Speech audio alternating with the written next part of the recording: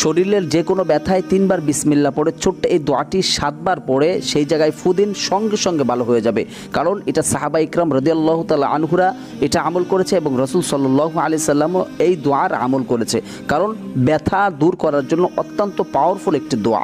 দোয়াটি জানার আগে ভিডিওতে লাইক, চ্যানেলটি সাবস্ক্রাইব, ভিডিওটি শেয়ার করার অনুরোধ করছি।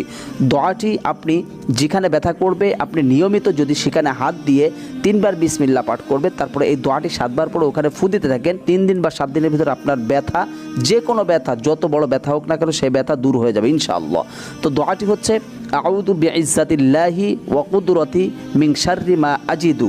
এখানে বাংলায় লেখা আছে, আরবিতে লেখা আছে। এখান থেকে আপনারা লিখে নিতে পারেন, শিখে নিতে পারেন। নিয়মিত আমল করুন, ইনশাআল্লাহ আপনি ফল পাবেন। নিজে আমল করুন, শেয়ার করে অন্যকে আমল করার সুযোগ করে দিন।